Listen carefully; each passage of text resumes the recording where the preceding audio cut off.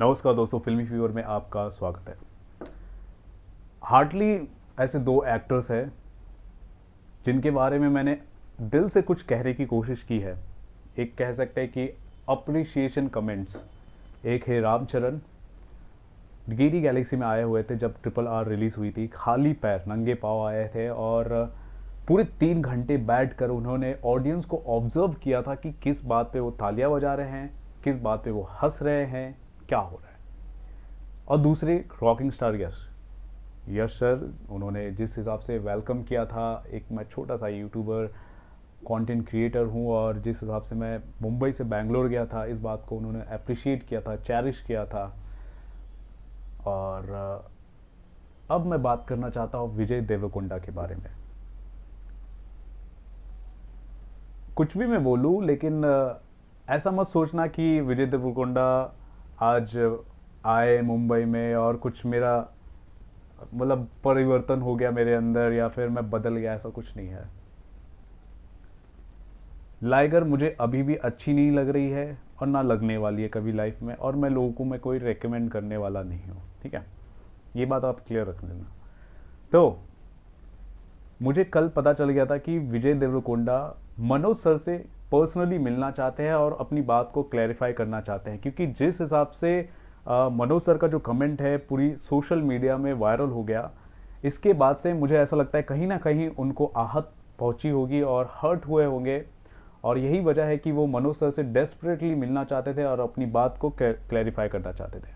हालांकि मनोज सर से मिलकर उनको कुछ फ़ायदा होने वाला नहीं था, कुछ कुछ होना तो था नहीं, जो होना था हो गया था। फिल्म तो फ्लॉप हो चुकी है, फिल्म की कहानी लोगों को पसंद नहीं आई है, बॉक्स ऑफिस पर भी धड़ल्ले से पिट रही है।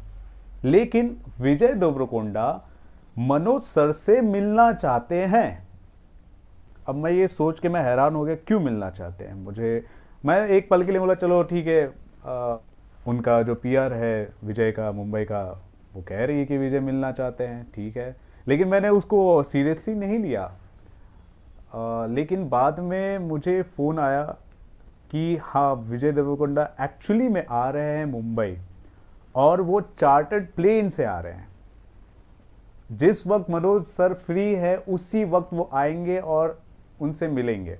एक्चुअली में विजय देवरकोंडा का एक बिजी शेड्यूल चल रहा है, उनको दुबई जाना था, फिर अपनी फिल्म का प्रीमियर वहाँ पे करना है, फिर इंडिया पाकिस्तान का मैच है, ये सब।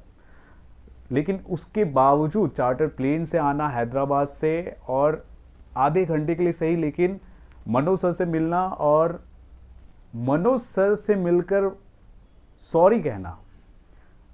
लोग मुझे कह रहे हैं कि ये बात मत फैलाओ कि Vijay Deverakonda has apologised.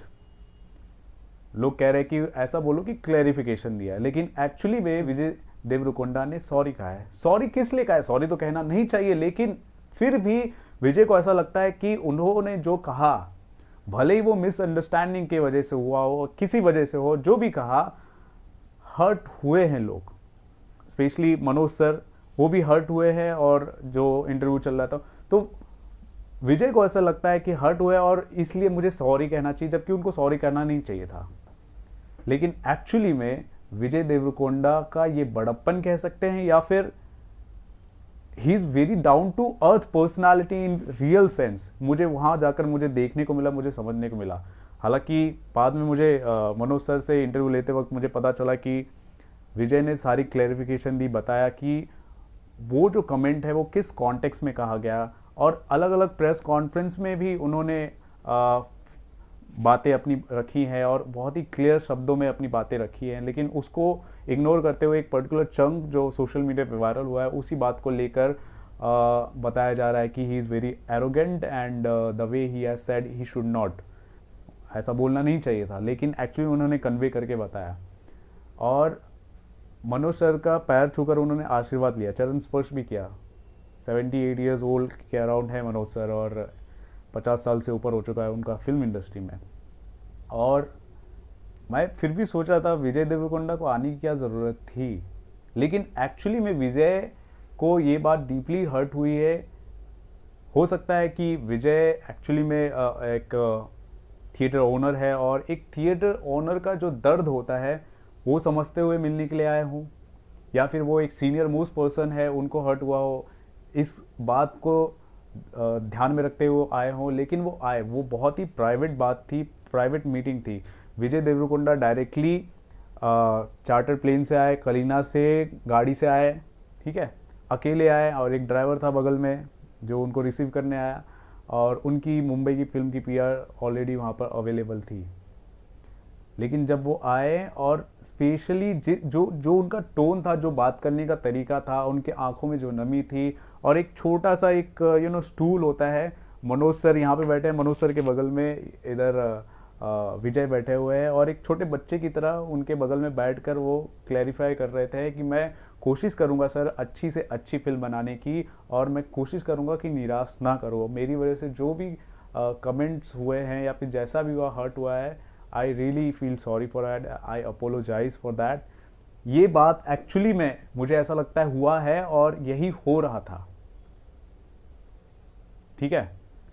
So this is called badappan, this is called down to earth nature of Vijay Deverakonda. Telugu industry में वो जो संस्कार है वो विजय के अंदर है। एक पल के लिए मुझे लगा वो विजय देवरकोंडा तो बदल गया, ये कौन है ये विजय देवरकोंडा, जिस हिसाब से सोशल मीडिया पे बातें ट्रेंड हो रही है, चीजें हो रही है, क्या हो रहा है एक्चुअली में क्लियर तो मुझे दिख रहा है कि ऐसा ऐसा हो रहा है, क्या कमेंट दे रहे हैं विजय, ठीक है, वो तो दिख रहा है, लेकिन जिस कॉन्टेक्स्ट में कह रहे हैं वो पूरा क्लिप लोगों ने नहीं देखा। चलो वो वहां तक समझ में आता है। एक्चुअली मैं जो हूँ, फिल्म रिलीज होती है, फिल्म रिलीज होने के बाद मैं ऑडियंस के सामने फिल्म का क्या लेखा जोखा है मैं पेश करता हूँ। अब प्री रिलीज, फिल्म रिलीज से पहले जो प्रमोशनल का पार्ट होता है वो मैं ध्यान नहीं देता, फिल्म रिलीज होने के बाद मैं जरूर मैं ध्यान देता हूँ, क्योंकि फिल्म रिलीज होती है, मुझे फिल्म अच्छी लगती है, तो पोस्ट रिलीज जो भी फिल्म होती है उसके बाद या प्रमोशन का हिस्सा बनने की मैं कोशिश करता हूँ। प्री रिलीज मेरा कभी जल्दी होता नहीं है, या फिर मैं बहुत ही डंके की चोट पर मैं श्योर हूँ कि ये फिल्म अच्छी है, तब मैं ज़रूर मैं इंडल्ज हो जाता हूँ, अदरवाइज नहीं। तो प्रमोशन से पहले जो भी बातें हुई, क्या हुए मुझे पता नहीं, जो क्लिप्स, जो बातें जो हर जगह वायरल हुई, जो दिख रही है, उसी पर मैंने रिएक्शन और इंटरव्यू लेने की कोशिश की है, और वो दिख रहा था एक्चुअली में। लेकिन विजय का कहना है कि वो वैसा नहीं कह रहे हैं, वो मिसअंडरस्टैंडिंग हुई है।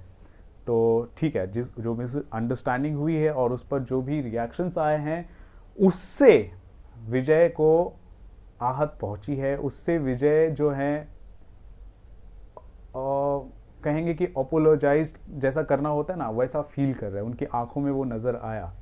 और एंड में जब विजय जा रहे थे और मुझे मनोज सर ने मुझे बुलाया कि रवि तुमने जो इंटरव्यू लिया है, देखो विजय इज़ रियली, मतलब उनको हर्ट हुआ है या फिर वो क्या कहना चाहते हैं। लेकिन मैंने बोला of course he is a superstar basically, और मैंने उनको नमस्ते भी किया, विजय ने भी मुझे नमस्ते किया, और जा रहे थे सब। और जाते जाते विजय ने मुझे ऐसा देखा, और एक स्पोर्ट्समैन स्पिरिट होता है, उस हिसाब से उन्होंने दोनों हाथ मेरे दोनों हाथों पे रखा और वो चले गए, ठीक है। तो वो सॉरी बोलने के लिए आए इतना दूर, ये सोचकर मैं भी सोच रहा हूँ हाँ, लेकिन वो सॉरी बोलने के लिए आए, वो क्लैरिफिकेशन देने के लिए आए। लोग बोलेंगे क्लैरिफिकेशन देने के लिए आए, मैं बोलूँगा वो एक्चुअली में उस बात के लिए सॉरी बोलने के लिए आए जिस बात को उन्होंने किया नहीं, इंटेंशनली नहीं किया, अनइंटेंशनली अगर हो गया तो बात की बात है। तो ये जो फीचर है, ये जो क्वालिटी है, ये मैं आपके सामने में शेयर करना चाहता था, ठीक है, क्योंकि ये पर्दे के पीछे की बात है। लेकिन मैं चाहता हूं कि विजय की ये जो क्वालिटी है लोगों तक पहुंचनी बहुत ज़रूरी है।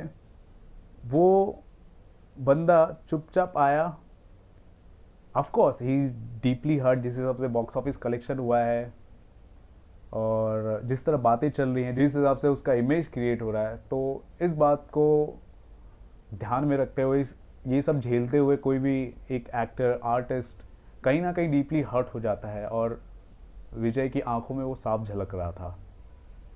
विजय ने पूरी अपनी बात रखते हुए ये भी कहा कि सर मैं अपनी कोई भी फिल्म OTT पर रिलीज़ नहीं करूँगा, मैं अपनी फिल्म को थिएटर में ही रिलीज़ करूँगा और अच्छी स्क्रिप्ट पर काम करने की कोशिश करूँगा, अच्छी फिल्म दूंगा, ये उम्मीद जताई। और एक थिएटर ओनर क्या चाहता है, यही चाहता है। एक ऑडियंस एक स्टार से क्या चाहती है, यही चाहती है।